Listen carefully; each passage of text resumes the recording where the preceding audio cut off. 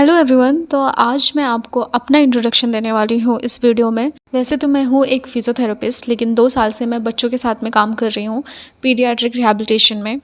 आज मैं आपको अपनी लाइफ के कुछ ऐसे फैक्ट्स बताने वाली हूँ जो आपको शायद बहुत काम आ सकते हैं।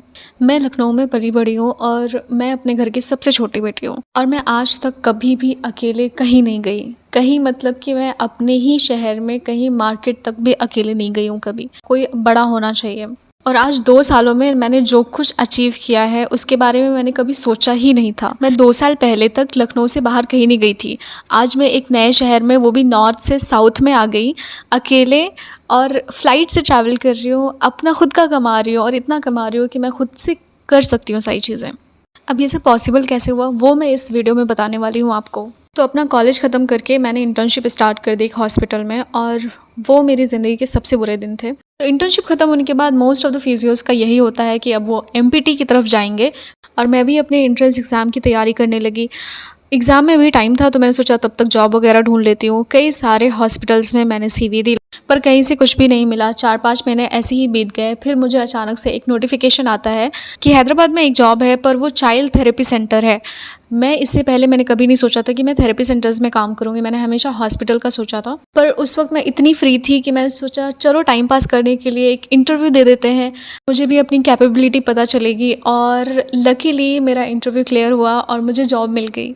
अब ये सारा कुछ हो गया था, लेकिन मैंने घर पे किसी को कुछ भी नहीं बताया था कि मैं इंटरव्यू दे रही हूँ। मैं श्योर थी कि मेरे पापा नहीं भेजेंगे मुझे अकेले। खैर, इतनी बड़ी खुशखबरी थी तो मैंने एक बार अपने पापा को बस ऐसे ही बता दिया। उन्होंने तुरंत मुझे बोला कि क्यों नहीं जा सकती, बिल्कुल जा सकती हो तुम। मेरे पापा के अलावा किसी को भी उम्मीद नहीं थी कि मैं इतनी दूर अकेले रह पाऊँगी। तो आज मैं जो कुछ भी कर पा रही हूँ ये सिर्फ़ और सिर्फ मेरे पापा के एतमाद की वजह से और मेरी अम्मी के सेक्रीफाइस की वजह से मैं ये सब कर पा रही हूँ, अल्हम्दुलिल्लाह।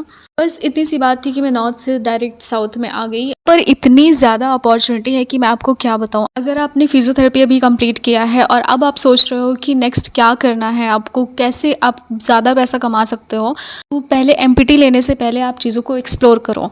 और मुझे पहले नहीं पता था कि चाइल्ड थेरेपी सेंटर्स में इतने पैसे मिलते हैं। लाइक सीरियसली, अगर आप नॉर्मल फिजियोथेरेपिस्ट की फ्रेशर की सैलरी देखोगे तो वो 10-15 हज़ार ही देते हैं, बट यहाँ पर आपको 20-30,000 तक देते हैं। और अगर आपको इसमें इंटरेस्ट है तो आप 1-2 कोर्स करके आप 60,000 तक भी कमा सकते हो फ्रेशर्स, जो कि आपको एमपीटी करने के बाद भी नहीं मिलेगा। लाइक एमपीटी के बाद की सैलरी 30,000 तो 35,000 ही मिलती है, पर इसमें आपको पैसे भी मिलेंगे, प्लस वो थेरेपी वाला स्ट्रेस नहीं रहता है जो मैं जब इंटर्नशिप के टाइम पे थी। कंटिन्यूअस मेरे सर पे स्ट्रेस रहता था, बट अभी मुझे बच्चों को ट्रीट करने में इतना मज़ा